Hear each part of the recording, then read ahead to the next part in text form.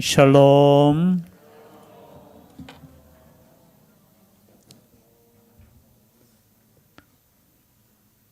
한나의 기도와 그 기도에 응답하신 하나님의 은혜로 사무엘이 태어났습니다. 그리고 젖먹이는 동안 어머니의 품속에 있다가 이 한나가 약속한 대로 그 소원을 지키죠. 그래서 아이 사무엘을 누구에게 맡깁니까? 엘리 제사장에게 맡깁니다. 아이를 여호와께 맡기는 게 정말 중요합니다. 어머니들이 아멘을 안 하시네. 아이를 하나님께 맡길 수 있기를 바랍니다. 맡기면 돼요. 아무리 무능력한 엘리라 할지라도, 그리고 악한 그의 아들 홈리와 비느하스가 제사장 직분을 행한다 할지라도 주의 전에 맡기니 믿음의 사무엘이 되었습니다. 여러분, 환경 탓할 거 없어요. 하나님께서 세우시는 이 사무엘이 이제 자라게 됩니다. 그래서 오늘 본문의 말씀, 물론 그동안 여러 가지 사건이 있었죠. 아시다시피 사무엘 부르는 장면이 사무엘상 3장에 나오고요.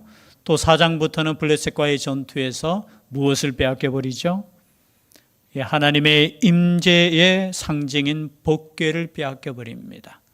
마치 이거와 같은 거예요. 전쟁터에 나갈 때 법궤만 가지고 나가면은 하나님이 역사하실 것이고 전쟁에서 승리할 것이라고 생각했는데, 여러분 생각해 보세요. 믿음도 없으면서 법궤만 있으면 승리할 걸로 믿고 나아갔는데, 여러분 이스라엘에게는 충격이었죠. 전쟁에서 패하고, 그리고 리더였던 홈리와 비느하스가 하루아침에 죽고, 또 그 소식을 들은 엘리 제사장이 넘어져 죽고, 그래서 엘리 제사장도 58세입니까? 58세에 제사장 사사가 되어서 40년 동안 제사장 직분, 사사 직분을 행하다가 98세에 죽었다. 역사적으로 우리가 그렇게 알고 있습니다. 한꺼번에 그죠? 죽고 난 이후에 약 20년 동안의 공백 시간이 있습니다. 빼앗긴 법궤가 이제 블레셋 땅에 들어갔는데 어떻게 했습니까? 하나님께서 친히 심판하시죠. 그래서 법궤가 다시 이스라엘 땅으로 돌아와 그 마지막 장면이 오늘 읽었던 바로 위에 있습니다. 2절이죠. 궤가 법궤죠. 기란 여아림에 들어간 날부터 20년 동안 오래 있은지라 이스라엘 온 족속이 여호와를 사모하니라. 여러분, 지금 아비나답의 집에 그죠? 들어왔다는 거죠. 원래는 이 법궤가 어디 있었느냐? 실로 땅에 있었어요.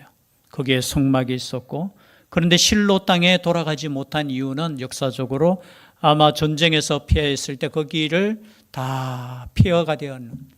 그래서 이 법궤도 어떻게 지금 기한 여란 그냥 그곳에 그냥 모셔놓고 20년 동안 그러니까 이스라엘 백성들이 여호와를 뭐 했다고요? 사모하니라. 법궤를 잃어버리니까 소중한 것을 깨닫는 거예요. 그때 이제 오늘 읽었던 말씀, 약 사무엘이 우리가 역사적으로 이제 나이를 계산해 보면 한 32세쯤 되었다는 거죠. 그때 사무엘이 이스라엘 온 족속에게 말하여 이르되 만일 너희가 전심으로 여호와께 돌아오려거든. 여러분, 위에 보면 사모하였더라라고 했잖아요. 여호와를 사모하고 여호와께로 돌아오려거든 첫 번째 할 일이 있다라는 거예요. 그 첫 번째가 뭐냐? 이방 신들을 제거하라는 거예요. 여러분, 우리가 여호와께로 돌아오려면 먼저 뭘 해야 됩니까?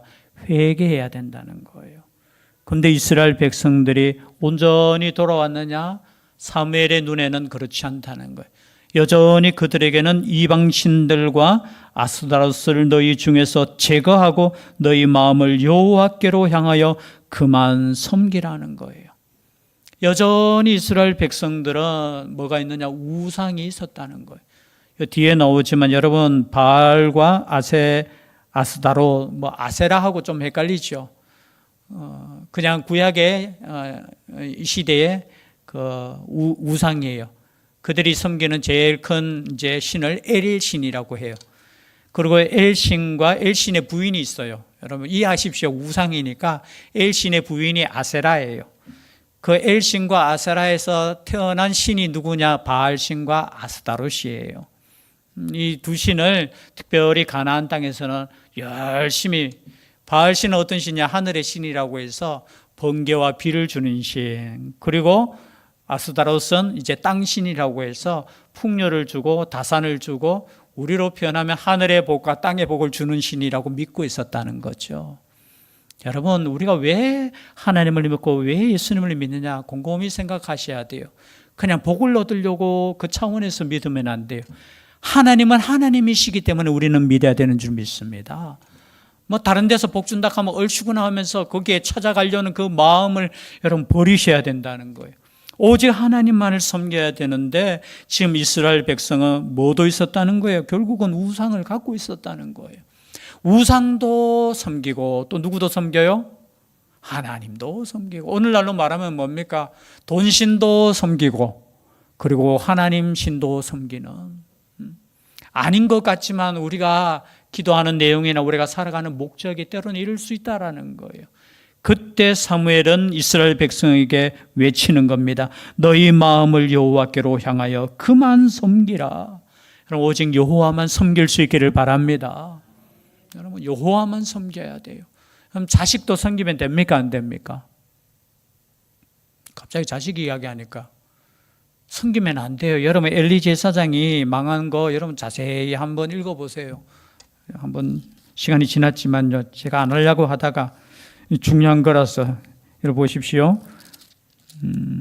2장, 사무엘상 바로 앞에 있으니까 2장 17절 말씀. 엘리 제사장의 두 아들인 홈리와 비느하스의 죄가 나와요. 17절입니다. 함께 읽겠습니다. 시작. 이 소년들의 죄가 여호와 앞에 심히 크면 그들이 여호와의 제사를 멸시함이었더라. 여러분, 제사를 멸시하는 죄가 어느 정도로 크냐 뒤에 보면은 사할 수 없는 죄라고 말해요. 제사, 오늘날로 말하면 예배를 그저 멸시하는 죄. 이 제사장이 제사를 온전히 하나님께 드려야 되는데 그 좋은 고기는 먼저 어떻게 하나님께 드리는 그 제사 이전에 그냥 갈고리로 그냥 긁어내서 자기가 먹는 거. 정말해서 하나님께 온전히 영광을 올려드려야 되고 하나님께 드려야 될 예배가 자기들 욕심 채우는 그 도구로 얼마나 하나님을 멸시했으면. 그런데 그것을 보고도 어떻게 했다고요? 29절에 보면 2장 29절에 너희는 어찌하여 내가 내 처소에서 명령한 내 제물과 예물을 밟으며 네 아들들을 나보다 더 중히 여겨 내 백성 이스라엘이 드리는 가장 좋은 곳으로 너희들을 살찌게 하느냐. 앞에 보면 책망하는 장면도 나오지만 그래서 결국은 어떻게 됩니까? 3장에 보니까 어떻게 해요? 13절 14절 3장 14절 13, 14절 제가 읽어드립니다. 내가 그의 집을 영원토록 심판하겠다고 그에게 말한 것은 그가 아는 죄악 때문이니 이는 그가 자기의 아들들이 저주를 자청하되 금하지 아니하였음이니라. 자식들이 그저 저주를 자청하는데도 금하지 않았다는 거예요. 여러분, 금하려면 어떻게 해야 됩니까? 제사장 직분을 파면해야 되지요. 잘못했으면 어떻게 해요? 근데 나이로 보니까 제가 보니까 여기 어린 소년이라고 했는데 소년이 아니에요. 그죠? 다. 그런데 소년이라고 표현한 것은 믿음 자체가 아직까지 어리다는 것을 말씀하고 있지요. 그래서 14절에 그러므로 내가 엘리의 집에 대하여 맹세하기를 엘리의 집은 죄건 제물로나 예물로나 영원히 속죄함을 받지 못하리라 하였노라 하셨더라. 여러분, 속죄 제사를 드리는 그 제사를 멸시하는데 무엇으로 그저 용서함을 받을 수 있겠습니까? 그러하지 못했다는 거예요. 그래서 지금 사무엘은 외치는 겁니다. 사무엘은 그만 섬기는 여호와만 섬기라는 거예요. 그리고 5절 말씀에 다시 돌아옵니다. 7장 5절 사무엘이 이르되 온 이스라엘은 미스바로 모이라. 미스바의 뜻은 무슨 뜻이냐? 파수대, 망대라는 뜻이에요. 그곳에 모이라는 거예요. 내가 너희를 위하여 여호와께 기도하리라 하매 그들이 미스바에 모여 물을 길어 여호와 앞에 붓고 그날 종일 금식하고 거기에서 이르되 우리가 여호와께 범죄하였나이다 하니라. 사무엘이 미스바에서 이스라엘 자손을 다스리니라. 미스바로 모인 이유가 뭐냐? 그렇죠? 회개하는 거예요. 회개. 여러분, 순서가 있습니다. 하나님께 나아가기 위해서는 첫 번째 우상을 버려야 되는 거예요. 그리고 두 번째 어떻게 해요? 함께 모이는 거예요. 그리고 회개를 합니다. 물을 길어 여호와 앞에 붓고. 여러분, 물을 깃는다는 것은 뭐 여러 가지 해석이 나올 수도 있는데 회개할 때 물을 붓는다는 거예요. 회개의 모습을 이렇게 표현했다. 보통 이렇게 해석을 합니다. 하나님 아버지 앞에 나와서 여호와 앞에 물을 부으면서 자신의 죄를 깨끗하게 씻어달라고 하나님께 나아가는 것이죠. 그리고 종일 금식하는 거예요. 종일 금식. 여러분, 회개는 그냥 하는 거 아니에요. 금식하면서 하는 거예요. 그런데 그 금식할 동안 여러분, 소문이 블레셋에게 또 일어났죠. 그래서 미스바로 공격합니다. 블레셋이. 여러분 보세요. 기도하고 우리가 회개할 때 시험거리가 옵니까 안 옵니까? 와요. 그러나 그 시험은 여러분 우리를 넘어뜨리기 위한 시험이 아니라 우리에게 승리를 주시는 시험인 줄 믿습니다. 중요한 건 기도하고 회개하고 하나님께 나아갈 때 또 문제가 생기는 거예요. 블레셋이 모여서 어떻게 해요? 야, 저기 미스바에 모였다 하는데 모였을 때 다 죽여버리자. 8절 다시 한번 읽겠습니다. 시작. 이스라엘 자손이 사무엘에게 이르되 당신은 우리를 위하여 우리 하나님 여호와께 쉬지 말고 부르짖어 우리를 블레셋 사람들의 손에서 구원하시게 하소서 하니. 여러분, 그러니까 문제가 생겼을 때 사무엘에게 와서 뭐 하라고요? 쉬지 말고 기도 좀 해주세요. 어떻게 보면 이것이 믿음인 줄 믿습니다. 문제가 생겼을 때 기도를 부탁하고 그저 함께 기도한다는 것 이 자체가 여호와께 구한다는 것 자체가 은혜인 줄 믿습니다. 기도해 달라는 거예요. 기도해 달라는 거. 그런데 보십시오. 사무엘이 어떻게 합니까? 9절이에요. 함께 읽겠습니다. 시작. 사무엘이 젖 먹는 어린 양 하나를 가져다가 온전한 번제를 여호와께 드리고 이스라엘을 위하여 여호와께 부르짖음에 여호와께서 응답하셨더라. 아멘. 여러분 보세요. 하나님 아버지 앞에 모든 우상들을 제거하고 하나님께 온전히 나아갈 때 시험거리가 있어요. 그러나 지금 다시 한번 온전한 번제를 하나님께 드렸다고 했어요. 여러분, 전쟁이 지금 눈앞이에요. 코앞이에요. 그런데 사무엘이 하는 건 뭡니까? 어린 양 하나를 가져다가 온전한 번제를 여호와께 드리고. 이 말은 무슨 말입니까? 엘리와 홈리와 비느하스에 의해서 무너진 이 예배를 다시 온전하게 드렸다는 거죠. 여러분, 예배가 얼마나 중요한지 몰라요. 하나님 아버지 앞에 우리가 회복되어야 할 들 중에 가장 중요한 것이 뭐냐? 예배의 회복인 줄 믿습니다. 목사님, 우리가 얼마나 많은 예배를 드리는데요. 많은 예배를 드리는 것보다 더 중요한 것은 온전히 내 자신을 태우는 번제의 제사가 있어야 된다는 거죠. 이 번제라는 것은 올라라는 뜻이에요. 레위기에 보면 제일 첫 번째 제사 중에 이름이 번제가 나와요. 번제. 태워서 드리는 거예요. 올라가는. 이게 히브리어로 올라인데 이게 뜻이 뭐냐면 올라간다는 뜻이에요. 외우기 쉽죠.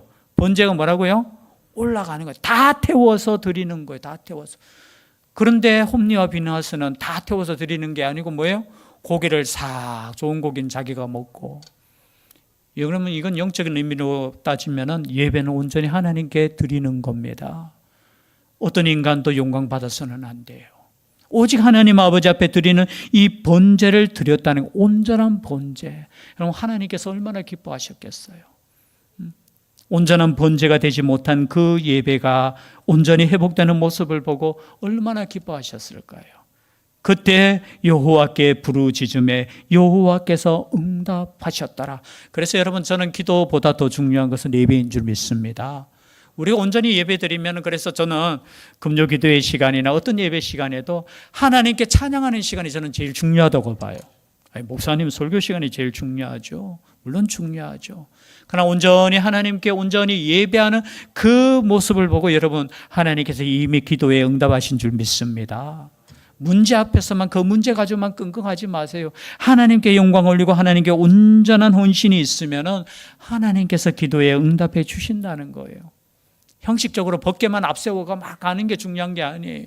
온전한 예배의 회복이 있을 때 하나님께서 함께 하신다는 것. 그래서 10절이죠. 함께 읽겠습니다. 시작. 사무엘이 번제를 드릴 때에 블레셋 사람이 이스라엘과 싸우려 가까이 오매 그날에 여호와께서 블레셋 사람에게 큰 우레를 발하여 그들을 어지럽게 하시니 그들이 이스라엘 앞에 패한지라. 아멘.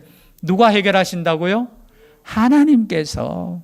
우레는 원래 누구의 신이라고 했어요? 누구의 신이라고 했어요? 우상 중에. 바알이 우레의 신, 번개의 신, 비신. 근데 버렸어요.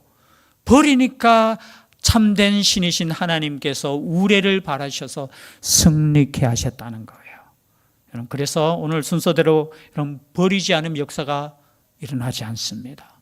회개하셔야 돼요. 그리고 기도하셔야 돼요. 온전히 하나님께 여러분 번제하시듯이 하나님께 온전한 예배가 회복되셔야 돼요. 그럴 때 하나님께서 승리를 주시고 회복시키신다는 이 말씀, 우리에게 주시는 말씀인 줄 믿습니다. 또 마지막 12절 우리 한 절만 더 읽을까요? 시작. 사무엘이 돌을 취하여 미스바와 센 사이에 세워 이르되 여호와께서 여기까지 우리를 도우셨다 하고 그 이름을 에베네셀이라 하니라. 여러분 에베네셀의 하나님 했잖아요. 에베네셀은 도움의 돌이라는 뜻이에요. 우리 하나님께서 여기까지 도우셨다. 그럼 인생을 돌아보면 우리 하나님께서 여기까지 인도하셨고 도우신 줄 믿습니다.